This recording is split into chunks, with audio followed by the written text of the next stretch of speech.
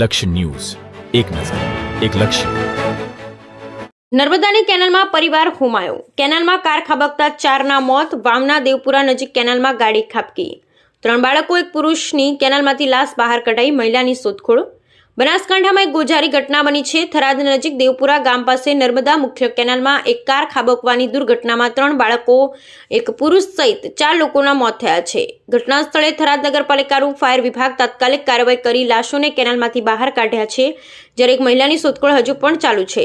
સૂત્રોના જણાવ્યા મુજબ થરાદ તાલુકાના કિયાલ ગામનો પરિવાર ભાભર બાજુથી કાર લઈ નર્મદા મુખ્ય કેનાલ પર આવી રહ્યા હતા. તે સમયે દેવપુરા નજીક કેનાલમાં ખાબકી કારમાં કુલ 5 લોકો સવાર હતા, જેમાં 3 બાળકો, એક પુરુષની લાશ કેનાલમાંથી ફાયર ટીમ અને સ્થાનિક લોકોએ બહાર કાઢી અને એક મહિલા હજુ પણ ગુમ છે.